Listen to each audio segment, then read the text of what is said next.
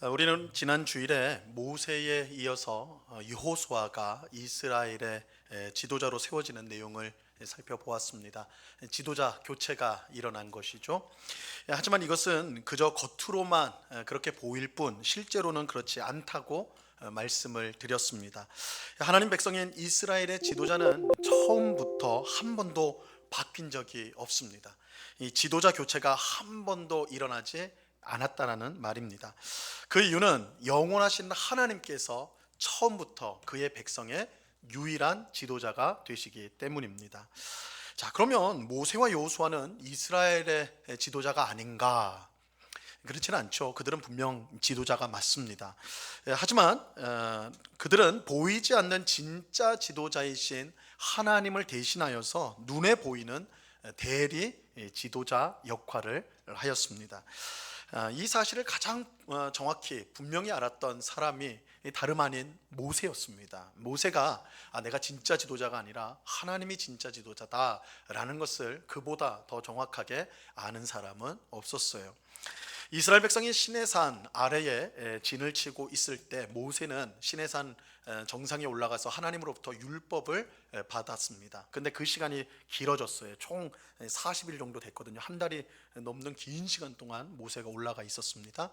그러니까 산 아래에 있는 백성들이 모세가 보이지 않으니까, 우리의 지도자인 모세가 보이지 않으니까 이제 모세의 형인 아론에게 가가지고, 야, 모세가 어디 갔는지 우리가 알 수가 없다. 우리가 그냥 이렇게 있는데 불안해서 못 살겠으니까 우리를 위해서 신을 만들어내라. 이렇게 아론에게 요구를 해요. 아론이 그 요구를 받고는, 그래? 그러면 금 가져와. 너희들 금 가져와. 그래서 금을 가져와 오니까 그것을 가지고 금송아지를 만들죠. 금송아지를 만들어 놓고는 그것을 가리켜서 너희를 애굽에서 인도한 신이 바로 이것이다. 이렇게 해버렸습니다. 이 하나님의 은혜와 권능으로 이 종살이하던 애굽에서 구원을 받고 불과 얼마 지나지 않아서 이런 끔찍한 배교 사건이 일어난 거예요. 하나님을 배신한 배교 사건이 일어나게 되었습니다. 하나님은 분노하셔서 이 모세에게 내가 이 백성들 다 죽여버리고 다 없애버리고, 모세야 다시 시작하자. 내가 너를 통해 다시 시작하겠다. 한 민족을 만들겠다. 이렇게 말씀을 하시죠. 그래서 모세가 하나님 앞에 간절히 기도합니다. 이스라엘 백성을 위해서 간절히 기도해요. 용서해달라고 간절히 기도해요. 하나님께서 모세의 간절한 중보의 기도를 들으셨어요. 그래서 멸하지 않기로 하십니다. 하지만 하나님은 이 백성이 너무 악하니까 내가 이런 악한 백성과는 도무지 같이 할 수가 없다. 내가 약속한 가나안 땅은 너희를 들어가게는 하겠지만 난 너희랑은 지금부터 함께 할 수가 없다. 이렇게 선언을 하십니다. 출애굽기 33장 3절 말씀인데요, 우리 이 말씀 같이 한번 읽어봅니다. 시작. 너희를 적과 꿀이 흐르는 땅에 이르게 하려니와 나는 너희와 함께 올라가지 아니하리니 너희는 목이 곧은 백성인즉 내가 길에서 너희를 진멸할까 염려함이니라 하시니, 하나님께서 함께 하지 않겠다. 너희가 너무 너무 악해서 내가 너희랑 같이 가다가는 내가 몇 번이고 너희를 진멸시킬 수 있을 것 같다. 난 너희랑 함께 하지 않겠다. 이렇게 선언을 해요. 그러자 모세도 그 말씀을 듣고는, 모세도 하나님, 만약에 하나님께서 우리와 함께 하지 않는다면 우리도 안 갈래요. 우리도 가나안 땅 들어가지 않겠습니다. 이렇게 말을 합니다. 출애굽기 33장 15절인데요. 모세가 여호와께 아뢰되 주께서 친히 가지 아니하시려거든 우리를 이곳에서 올려 보내지 마옵소서. 모세가 우리도 안 갑니다. 하나님 가지 않으면 우리도 안 갑니다. 사실 하나님은 이스라엘 백성에게 원래 약속하셨던 가나안 땅에 들어가게 하겠다라고 그 약속을 지키겠다고 하셨어요. 모세가 지도력을 발휘해서 들어가면 됩니다. 들어가가지고 그 적과 꿀이 흐르는 그 좋은 땅 이스라엘 백성이 살게 하면 되는 겁니다. 그런데 모세는 하나님 함께 하지만 안 가겠습니다. 하나님이 우리와 친히 함께 하지 않으면 우리 안 들어갑니다. 우리 어디도 갈 수 없습니다. 이렇게 말을 하거든요. 모세가 이렇게 말한 이유가 무엇이겠습니까? 모세는 이스라엘의 유일한 지도자가 하나님이라는 사실을 분명히 알고 있었기 때문에 그런 것입니다. 비록 이스라엘 백성이 가나안 땅을 차지한다고 해도 진짜 지도자이신 하나님이 그들과 함께하지 않는다면 그들은 결코 그곳에서 복된 삶을 살 수가 없는 것입니다. 이 목자 잃은 양들이요, 갈 곳을 알지 못하고 결국 망하게 되는 것과 같은 거예요. 양들은 시력이 안 좋다고 그러죠. 앞만 보고 가거든요. 목자가 그들을 이끌지 않으면 양들은 푸른 풀밭 쉴 만한 물가에 아무리 있어도 그거 알아보지 못하고 결국 지멋대로 가다가 멸망하게 되는 거예요. 모세가 그거 분명히 알고 있었어요. 아무리 적과 꿀이 흐르는 그런 좋은 땅, 가나안 땅에 이스라엘 백성이 들어간다 할지라도 그들의 유일한 지도자이신 하나님께서 그들과 함께하지 않는다면, 이끌지 않는다면 이스라엘은 결국은 망할 수밖에 없다. 모세가 누구보다 잘 알고 있었습니다. 그래서 모세만큼 이스라엘의 참 지도자가 하나님, 유일한 지도자가 하나님이라는 사실을 알았던 사람이 없어요. 이스라엘 백성의 지도자는 모세나 여호수아가 아닙니다. 그들의 유일한 지도자는 하나님이세요. 하나님은 이스라엘 백성의 유일한 지도자로서 그들을 인도하셨습니다. 이런 점에서 이스라엘 백성이 복된 삶을 사는 것은 그들이 가진 재물이나 능력이나 지혜에 있는 것이 아닙니다. 그들의 유일한 지도자이신 하나님의 인도하심에 순종하는 것에 있습니다. 양들이 선한 목자의 인도를 따를 때 푸른 풀밭 쉴 만한 물가에 이를 수 있는 것처럼 이스라엘 백성은 선한 목자이신 하나님의 인도하심을 따를 때 복된 삶을 살아갈 수가 있는 것입니다. 그래서 하나님이요, 이스라엘 백성을 광야로 부르십니다. 광야로 부르세요. 여러분, 이스라엘 백성이 종살이하던 애굽에서 구원을 받은 후에, 출애굽을 한 후에 곧바로 간 곳은 가나안 땅이 아닙니다. 가나안 땅이 아니에요. 어디로 가요? 광야로 갑니다. 하나님께서 이스라엘 백성을 광야로 이끄세요. 이것은 단지 애굽에서 가나안 땅까지 가는 길에 광야가 있기 때문에 어쩔 수 없이 그리로 간 것이 아닙니다. 하나님께서 출애굽한 이스라엘 백성을 광야로 이끄신 데는 분명한 목적이 있었어요. 이유가 있었습니다. 여러분, 광야는 어떤 곳입니까? 사실 이 광야가 어떤 곳인지 우리 한반도에서 살아간 우리는 모릅니다. 이 광야가 없으니까 우리나라에는 이제 중동 지역이나 이제 뭐 가야지 이제 사막, 광야 지역을 이제 보게 되는데, 그래서 우리는 간접적으로 TV나 뭐 이런 걸 통해서 이제 볼 수가 있죠. 여러분 아마 TV에서 본 사막이나 광야의 모습 떠올리시면 됩니다. 그러니까 거기에 뭐가 있어요? 뭐 모래하고 돌밖에 없죠. 아주 황량한 곳이 광야예요. 이 광야의 가장 중요한 특징은 사람이 거기에서 살 수가 없다는 거예요. 사람이 살기가 거의 불가능해요. 광야에는 사람이 먹을 것도 마실 것도 또 집을 지을 그런 적당한 장소도 없습니다. 물론 광야 사막에도 오아시스라는 게 있어가지고, 연못이 있어가지고 호수가 있어서 그 주변으로 사람들이 살기는 했어요.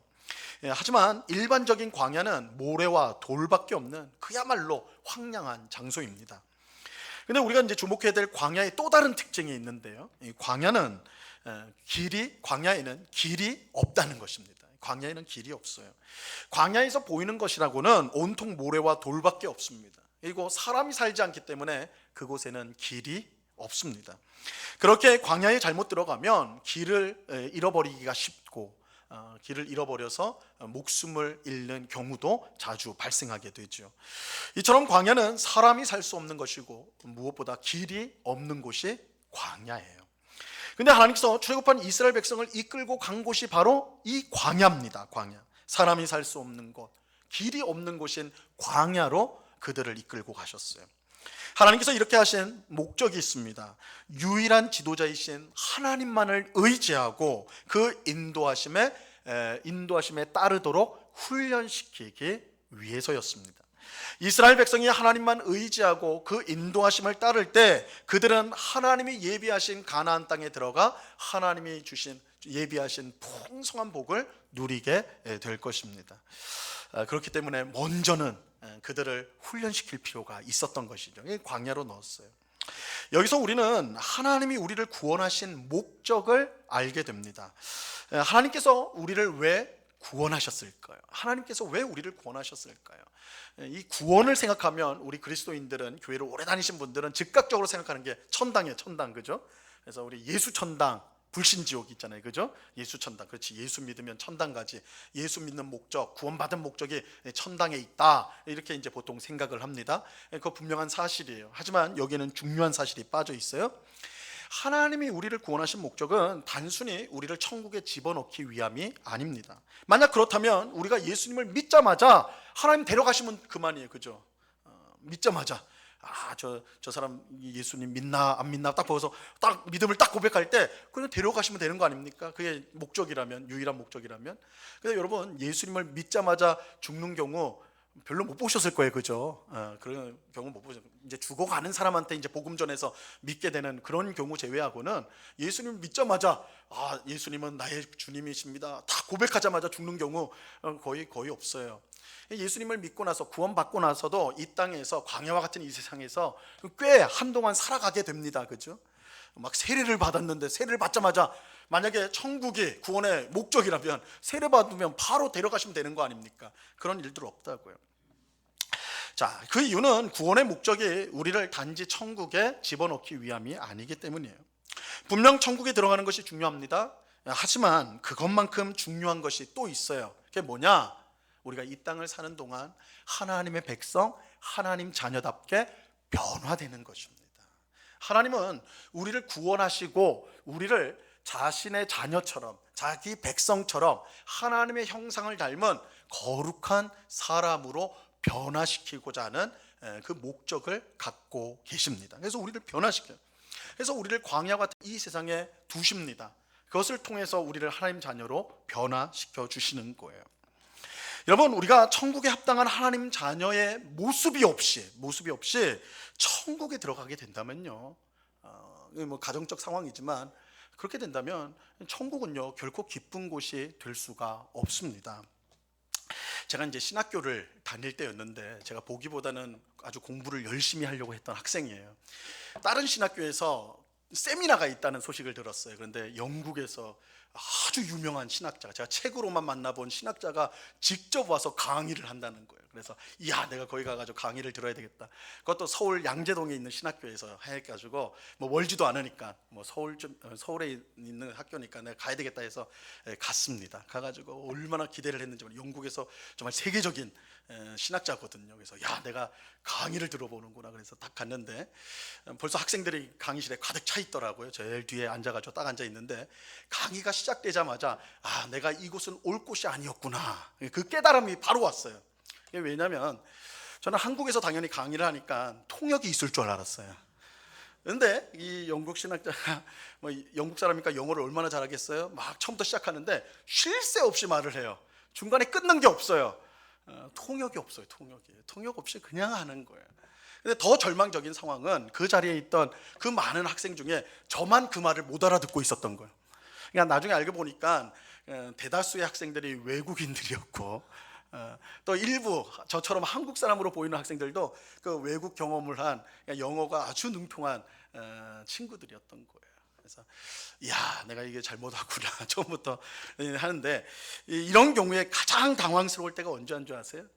강사가 웃긴 말 할 때예요. 유머를 할 때. 그럼 여러분처럼 지금 웃잖아요? 못 알아들으면 웃을 수가 없잖아요, 그죠? 근데 혼자 안 웃고 있으면 그거 되게 이상하잖아요.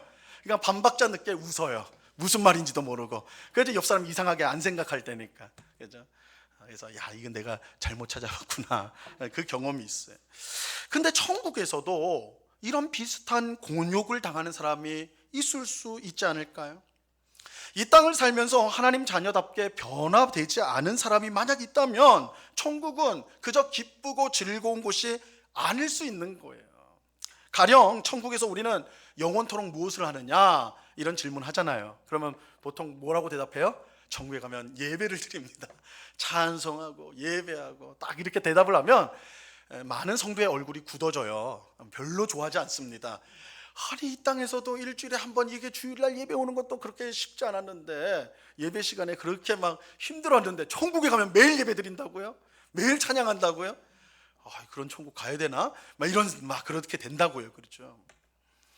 예배를 통해서 하나님이 부어주신 그 큰 은혜와 사랑을 경험하고, 그래서 예배가 사모가 되고 예배 가운데 하나님을 만나는 일에 그 마음에 간절함이 있는 성도로 변화되지 않은 상태에서 천국에 가면 그 천국은 결코 즐거운 장소가 안 될 수도 있단 말이에요. 그렇죠? 부적절한 장소가 돼버리는 거예요. 하나님의 자녀가 아니라면, 하나님의 백성이 아니라면 천국은 그저 마냥 기쁜 곳이 아닌 거예요. 자, 그렇게 구원의 목적은 단지 우리를 천국에 집어넣는 게 아니에요. 그에 앞서서 반드시 있어야 될 중요한 일이 있습니다. 우리를 하나님 백성, 하나님 자녀답게 변화시키는 거예요. 거룩해져야 돼요. 하나님 자녀다운 거룩한 모습으로 변화되어야 됩니다. 하나님께서 이 일을 하기 위해서 우리를 구원하시고 곧바로 천국에 데려가지 않습니다. 대신 이 세상, 광야와 같은 이 세상에 살면서 우리를 천국에 합당한 자녀의 모습으로 변화시켜 주세요. 많은 연단과 훈련을 통해서 변화시켜 주시는 것입니다. 자, 우리가 하나님 자녀다운 모습으로 변화되는 것은요, 절대 저절로 되는 법이 없습니다. 여러분, 위대한 학자는요 어떻게 되느냐? 머리가 똑똑해야 되느냐? 저도 이제 정말 훌륭한 학자 옆에서 오랫동안 같이 공부도 해보고 지켜본 경험이 있는데, 학생보다 훨씬 공부를 많이 해요. 새벽부터 시작해서 밤늦게까지 공부합니다. 누가 알면 그분이 학생인 것 같아. 근데 그렇게 매일매일 변함없이 하루에 꾸준한 분량의 학업을 하기 때문에 위대한 학자가 될 수가 있는 거예요. 여러분, 정말 군인다운 군인은 어떻게 만들어지는 겁니까? 매일의 훈련을 통해서 만들어지는 것이죠. 그냥 나는 군인 20년 동안 짬밥을 먹었으니까 나는 언제나 다 됐어. 이런 사람은 되는 게 아니에요, 그죠? 매일 아침에 일어나서 딱 정해진 시간에 일어나서 구보 달리기 하고 체력 훈련하고, 그죠? 총기 다루어 보고 막 이렇게 한 사람이 정말 훌륭한 군인이 되는 것이죠. 매일의 훈련을 통해서 되는 것입니다. 하나님 자녀도 마찬가지예요. 그냥 교회 일주일에 한 번 오는 걸로 도장 찍은 것으로 되어지는 것 아닙니다. 훈련을 받아야 돼요. 훈련이 되어야 돼요. 그런데 이 훈련이요, 우리가 하나님 자녀로 만들어지는 이 훈련이 광야보다 이 훈련이 잘 이루어지는 장소가 없습니다. 광야보다 더 적절한 장소가 없어요. 왜냐하면 광야는 사람의 지혜나 힘으로 살 수 있는 곳이 아니기 때문에 그래요. 자기 힘으로 살 수 있는 곳이 아니에요. 그리고 자기가 어디로 가야 될지조차도 알 수 없는 것이 광야입니다. 그렇게 광야는 우리의 유일한 지도자이신 하나님만 의지하고 그 인도하심을 따르는 것을 훈련하는 데 가장 적합한 장소가 광야예요. 실제로 하나님은 광야에서 이스라엘 백성이 하나님만 의지하고 그 인도하심에 따르도록 훈련을 시키십니다. 바로 성막 위에 구름을 통해서 그렇게 하시는데요, 민수기 9장 15절 말씀 보세요. 성막을 세운 날에 구름이 성막 곧 증거의 성막을 덮었고 저녁이 되면 성막 위에 불 모양 같은 것이 나타나서 아침까지 이르렀으되, 하나님께서 광야에 있는 이스라엘 백성에게 텐트를 하나 만들라고 그랬어요. 이 텐트가 뭐냐? 회막이라고도 하죠. 회막은 뭐냐면 만남의 텐트란 뜻이에요. 만남의 텐트. 하나님께서 이 땅에 있는 이스라엘 백성을 만나는데 장소가 필요할 거 아니에요. 그래서 그걸 회막을 세우도록 하십니다. 근데 이 회막 혹은 성막에 그 위에 구름이 있었어요. 구름이 딱 항상 있었습니다. 구름이 있었고, 근데 이 밤에는 구름이 보여요, 안 보여요? 안 보이잖아요. 그래서 불 같은 모양이 되는 거예요. 빛이 난다는 거겠죠. 있었습니다. 자, 근데 중요한 건 이거예요. 구름이 성막에서 떠오르면, 그 위로 올라가면 이스라엘 백성들이 움직일 때는 거예요. 움직이는 때가 됐다라는 거예요. 그래서 성막에서 구름이 위로 슉 올라가면 이스라엘 백성들이 짐을 막 꾸립니다. 다 자기 텐트 같은 거 다 접어가지고 행진을 하기 시작해요. 그런데 그렇게 떠 있다가 구름이 내려오면 어떻게 돼요? 이스라엘 백성들이 멈춰요. 그리고 거기에 다시 텐트를 치는 거예요. 진을 치는 거예요. 자, 민수기 9장 17절 말씀입니다. 같이 읽습니다. 시작. 구름이 성막에서 떠오르는 때에는 이스라엘 자손이 곧 행진하였고 구름이 머무는 곳에 이스라엘 자손이 진을 쳤으니, 이스라엘 백성은 길 없는 광야에서 오직 뭐만 보고요? 구름만 보고, 구름이 떠오르면 가는 것이고 구름이 내려오면 멈추는 거예요. 그래서 오직 구름만 바라봤어요. 막 나침판으로 내비게이션으로 막 검색해가지고, 아니에요. 뭐 그런 것도 없었지만 그게 아니라 구름만 바라봤어요. 자, 그러면 이 구름이, 이스라엘 백성들이 구름을 보고 행진하기도 하고 멈췄는데, 그럼 구름이 무엇을 뜻하느냐? 자, 이어지는 민수기 9장 18절에서 이렇게 설명하고 있습니다. 같이 읽습니다. 시작. 이스라엘 자손이 여호와의 명령을 따라 행진하였고 여호와의 명령을 따라 진을 쳤으며 구름이 성막 위에 머무는 동안에는 그들이 진영에 머물렀고, 이스라엘 자손이 무엇을 따라 행진하고 무엇에 따라 그 진을 쳤다라고 말씀하고 있어요? 무엇에 따라? 여호와의 명령. 그죠? 여호와의 명령. 하나님의 명령. 그죠? 명령. 이게 무슨 말이에요? 성막 위에 떠올랐던 그 구름이 가리키는 거. 그 구름이 뭘 의미한다는 거예요? 뭐예요? 하나님의 명령. 하나님의 말씀이라는 거예요.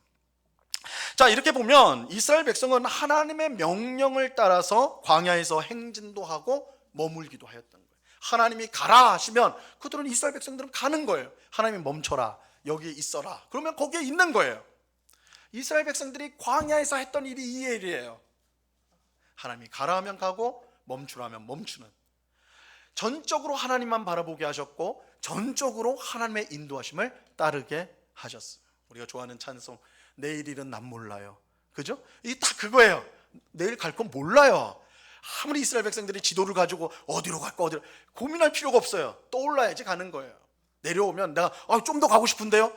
아니에요. 구름이 내려오면 멈춰야 되는 거예요. 하나님이 가라고 하면 가야 되고 멈춰야 되면 멈추는 거예요. 이스라엘 백성들이 광야에서 훈련되었던 게 이런 거예요. 여러분, 하나님 백성은 어떤 사람입니까?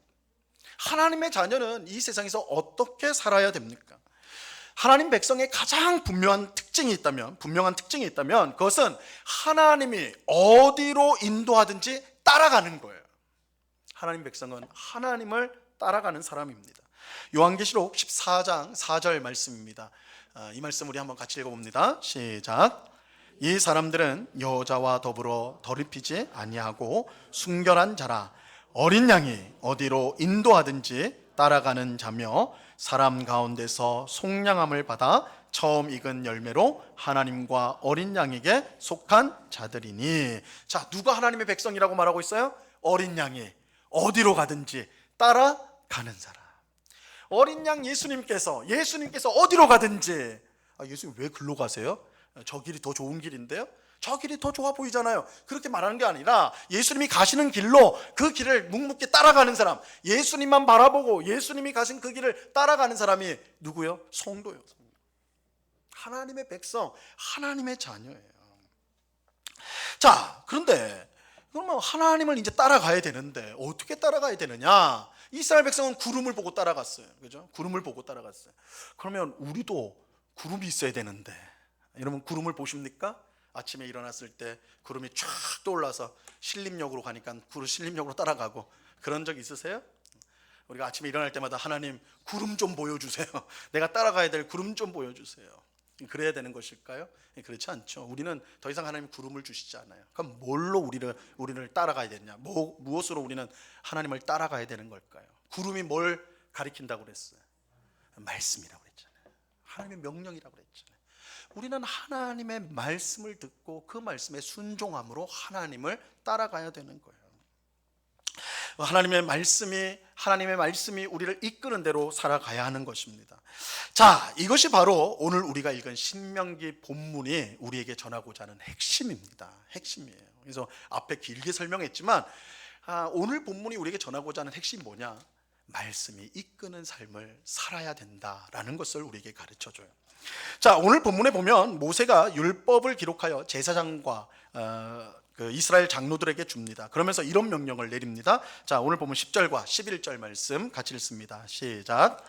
모세가 그들에게 명하여 이르기를 매 7년 끝에 곧 면제년의 초막절에 온 이스라엘이 내 하나님 여호와 앞 그가 택하신 곳에 모일 때에 이 율법을 낭독하여 온 이스라엘에게 듣게 할지니. 모세는 제사장과 장로들에게 율법을 기록한 것을 주고요, 면제년, 이 면제년은 뭐냐면 매 7년마다 돌아오는 안식년을 말합니다. 안식년이 되었을 때 일곱째 달에 있는 초막절, 이 초막절은 이제 유월절하고 오순절 혹은 칠칠절과 함께 가장 큰 3대 절기 중에 하나가 초막절이에요. 초막절. 그 초막절이 되었을 때 온 이스라엘 백성들이 한 곳에 모이게 해요. 그리고 거기서 뭘 합니까? 이 율법, 제사장과 장로들에게 준 이 율법을 백성들에게 낭독을 합니다. 낭독을 해요.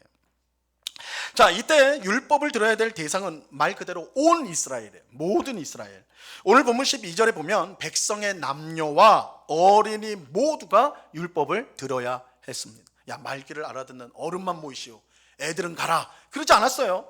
애들도 한 명 예외 없이 어른이든 애들이든 다 모여야 되는 거예요. 심지어 하나님 백성이 아닌 타국인들, 외국인들, 어떤 일 때문에 온 외국인들도 그 자리에 있어야 돼요. 그곳에 있다면 함께 와서 말씀을 들어야 되는 거예요. 자, 그렇게 해야 되는 이유는 뭐냐? 율법을 듣고 배워서 하나님을 경외하여 율법의 모든 말씀을 지켜 행하도록 하기 위해서라고 말하고 있습니다. 근데 이 일은 한두 번에 그치는 것이 아니라 계속해서 지켜져야 되는 거예요. 그래서 율법을 알지 못하는 먼 후대의 자녀들조차도 10년 아니요, 30년 아니요, 100년, 200년, 500년 그 후에 그 자녀들도 율법을 들어야 돼요. 율법을. 이 초막절이 되면 탁 모여서 율법을 들어야 되는 거예요. 하나님께서 이처럼 가나안 땅에 들어간 이스라엘 백성이 계속 정기적으로 하나님의 율법을 듣고 배우도록 한 이유가 무엇입니까? 분명하죠. 이스라엘의 유일한 지도자이신 하나님만을 의지하고 그의 인도하심을 받도록 하기 위해서예요. 하나님께서 이스라엘 백성을 무엇으로 인도한다고 그랬습니까? 하나님의 말씀으로 인도하니까요. 이스라엘 백성이 가나안 땅에서 하나님 백성답게 살아서 복을 받는 길은 그의 인도하심을 따르는 것이고, 그러기 위해 그들은 하나님의 말씀을 반드시 듣고 배워야 했던 것입니다. 그래서 하나님은 계속 정기적으로 온 이스라엘 백성이 하나님의 말씀, 율법을 듣고 배우도록 명령하셨던 것이죠. 이스라엘 백성이 젖과 꿀이 흐르는 가나안 땅에 들어간다고 해서 자동으로 복된 삶을 사는 게 결코 아니에요. 모세가 말했듯이 하나님이 함께하지 않는다면 아무 소용없어요. 하나님이 그들을 이끌지 않으면 그들은 절대 복된 삶을 살 수가 없어요. 유일한 지도자 하나님의 인도하심이 없으면 가나안 땅이 아무리 젖과 꿀이 흘러 넘친다 할지라도 이스라엘 백성은 그곳에서 망할 수밖에 없어요. 여러분들이 소원하는 대로 하나님이 우리에게 재물을 부어주시고 아파트도 몇 채씩 주시고 건강도 주시고 다 준다 해도 하나님이 우리와 친히하지 않는다면 결코 우리는 복된 삶을 살 수가 없습니다. 하나님이 우리를 인도하셔야 돼요. 하나님이 우리를 이끌고 가셔야 돼요. 거기에 순종하며 가야 돼요. 거기에 우리 성도의 복된 삶이 있는 것입니다. 그래서 그렇게 우리는 하나님의 말씀을 늘 들어야 돼요. 그래야지 따라갈 거 아닙니까? 그죠? 말씀을 듣고 읽고 배우고 순종하는 걸 통해 하나님이 인도하시는 것을 우리가 경험하며 살아갈 수가 있는 거예요. 여러분, 이것이 우리에게 이스라엘 백성만 그런 것이 아니라 우리에도 똑같아요. 우리는 어떻게 하나님 백성답게 변화될 수가 있을까요? 어떻게 이 땅에서 하나님 백성이 누리는 풍성한 복된 삶을 살아갈 수가 있는 것일까요? 하나님만 의지하고 그 인도하심을 따라야 하는 것입니다. 그런데 어떻게 해야 하나님을 의지하고 인도하심을 따를 수 있습니까? 하나님의 말씀을 항상 듣고 읽고 배우고 순종하는 것을 통해서입니다. 이것을 요약하면 오늘 설교 제목이죠. 말씀이 이끄는 삶을 살아야 합니다. 말씀이 이끄는 삶을 살아야 돼요. 내 생각과 고집과 계획보다 하나님 말씀에 귀를 기울이고 배우고 순종해야 합니다. 말씀이 이끄는 삶을 살 때 우리는 하나님만 의지하고 그의 인도하심을 따르게 되는 것입니다. 말씀이 이끄는 삶을 살 때요, 우리는 우리 안에 있는 교묘한 죄들을 보게 돼요. 하나님께 반역하는 완악한 마음을 깨닫게 돼요. 우리가 잘못된 길을 가고 있다는 것을 발견할 수가 있어요. 말씀이 우리를 이끌 때 이런 일이 일어난다고요. 그래서 우리가 죄를 멀리하게 되고 하나님을 향한 부드러운 마음을 가지게 되고 하나님이 인도하시는 복된 길을 가게 되는 것입니다. 그러므로 구원받은 성도는 구원의 목적인 하나님 백성답게 변화되고 영광스러운 하나님 나라를 얻기 위해서 말씀이 이끄는 삶을 살아야 하는 것입니다. 온 이스라엘 백성이 안식년의 초막절마다 다 함께 모여서 율법을 듣고 배우고 순종을 다짐했던 것처럼 우리도 매주 하나님 앞에 모여서 하나님의 말씀을 듣고 배우고 순종을 다짐해야 하는 것입니다. 여러분, 하나님께서 우리에게 얼마나 큰 복을 주셨는지 모릅니다. 하나님의 말씀을 기록한 성경을요, 우리 각자에게 다 주셨어요. 여러분, 교회 오실 때 다 성경책 하나 다 들고 오시지 않았어요? 그죠? 집안에 성경책 많이 있지 않습니까? 한 권도 아니고 여러 권 있는 집들도 많지 않아요? 그죠? 하나님의 말씀이 기록된 성경이 우리 손에 있어요. 어느 시대 때보다 하나님의 말씀이 우리 가운데 가까워요. 신명기 30장에 하나님의 말씀은 멀리 있는 것이 아니요 너희 가까이에 있다, 너희의 입에 있다 이렇게 했는데 오늘 이 시대가 그 말씀이 완전한 성취예요. 여러분들이 하나님의 말씀을 듣고자 한다면, 읽고자 한다면, 보고자 한다면 언제 어디서나 여러분 성경을 펴면 되는 거예요. 그죠? 들을 수가 있다고요. 그야말로 하나님의 말씀이 가까이에 있어요. 하지만 하나님의 말씀이 아무리 가까워도 우리가 듣지 않고 읽지 않고 배우려고 하지 않는다면 아무 소용이 없어요. 오늘날 교회의 모든 불행의 뿌리가 바로 여기에 있다고 해도 과언이 아닙니다. 하나님의 말씀이 매우 가까이 있는데도 그거를 외면하고 자꾸 엉뚱한 데만 보고 있어요. 자꾸 다른 것만 보고 있어요. 여러분, 말씀이 이끄는 삶을 우리는 살아야 됩니다. 하나님의 말씀을 읽고 듣고 배워야 돼요. 순종해야 됩니다. 그것을 통해 우리는 하나님만 의지하고 그의 인도하심을 따르는 복된 삶을 살아갈 수가 있습니다. 말씀이 이끄는 삶이 아니면 우리는 절대로 하나님 자녀답게 될 수가 없고 복을 누릴 수도 없습니다. 오늘은 종교개혁을 기념하는 주일이에요. 이 종교개혁은 위대한 종교개혁자인 마틴 루터, 장 칼뱅 이런 위대한 영웅들의 사상이나 철학 혹은 그들의 신념으로 이루어진 것이 아닙니다. 우리가 보통 그렇게 생각을 해요. 위대한 종교 지도자들의 영향력으로 이렇게 개혁운동이 일어났다, 그렇게 생각을 해요. 오늘 오후에도 우리가 종교개혁에 대한 귀한 이야기를 우리가 이제 듣게 될 텐데, 우리 자꾸만 그 어떤 위대한 사람들, 루터라든지 깔뱅이라든지 이런 사람들만 보게 되는데 그들 때문에 이루어진 게 아니에요. 그들이 종교개혁을 일으킬 수 있었던 유일한 이유는요, 그들이 말씀이 이끄는 삶을 살았기 때문에 그래요. 그들이 하나님의 말씀을 듣고 읽고 배우고 순종하려고 하니까 중세 로마 카톨릭 교회에 불법이 드러나는 거예요. 말씀으로 보니까 이게 아니구나, 이게 보여지는 거예요. 그래서 하나님이 원하시는 교회와 신앙이 무엇인지 깨닫게 된 거예요. 말씀이 이끄는 삶이 종교개혁의 원동력이에요. 원동력.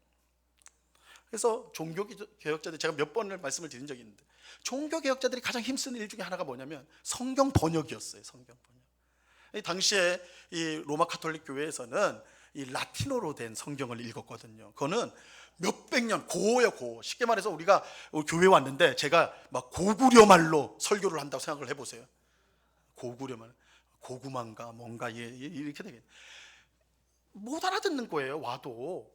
그랬던 시대예요. 그러니까 종교개혁자들이 성경을 모르니까 교회에 뭐가 판쳐요? 미신이 판치는 거예요. 종교개혁자들이 자기 나라 말로 번역을 합니다. 그래서 독일어 성경이 만들어지고 영어 성경이 만들어지고 프랑스, 덴마크, 그 유럽 지역에 다 각자의 언어로 만들어져. 그래서 국민들이 그 성경을, 성도들이 자기가 이제 성경을 읽을 수가 있는 거예요. 성경을 읽어봤더니, 야, 내가 지금까지 봤던 게 다 하나님이 원하지 않던 우상 숭배였구나, 내가 하나님 말씀 몰랐구나, 이렇게 되니까 교회가 개혁이 되는 거예요. 그래서 종교 개혁이 이루어질 수가 있었던 것입니다. 그러므로 종교 개혁의 후예라고 할 수 있는 우리가 말씀이 이끄는 삶을 살지 않는 것은요, 자신의 정체성을 부정하는 일이 되어 버리는 거예요. 그러니까 우리는 누구보다도 하나님의 말씀인 성경을 사랑해야 될 사람들이 우리들입니다. 그 말씀을 붙들고 그 말씀을 읽고 배우기를 힘써야 될 사람들이 우리들인 것이죠. 하나님은 오늘 본문을 통해 이스라엘 백성에게 말씀이 이끄는 삶을 살라고 명령을 합니다. 하나님의 말씀이 우리 삶을 이끌어야 합니다. 그러기 위해서 부지런히 말씀을 듣고 읽고 배워야 돼요. 그리고 내 생각과 신념과 철학을 내려놓고 말씀에 순종해야 됩니다.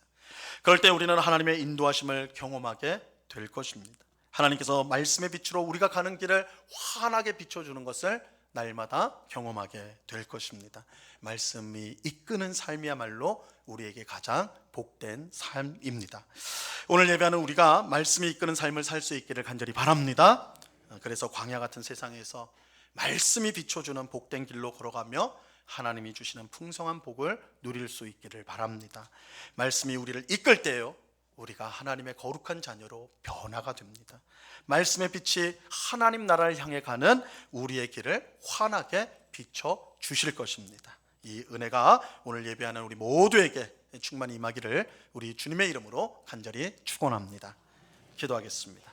하나님 아버지, 감사합니다. 주님, 우리가 말씀이 이끄는 삶을 살게 하여 주옵소서.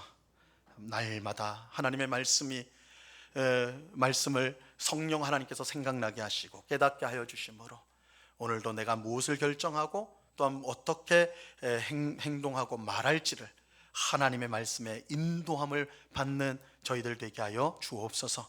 하나님, 우리에게 하나님 말씀이 기록된 성경을 우리에게 선물로 주셨는데 우리가 이 성경, 이 귀한 하나님 말씀을 두고도 열지를 않고 펴지를 않고 읽지를 않는 그런 우리의 모습이 아닌지 돌아보게 하시고 이제부터 정말 하나님 말씀이 이끄는 삶을 살기로 다짐하고 결단하는, 이것이야말로 우리 인생을 가장 복되게 하는 유일한 길이라는 것, 유일한 지혜라는 것을 알고 말씀을 통해 인도함을 받는 모든 주의 백성 다 되게 하여 주시옵소서.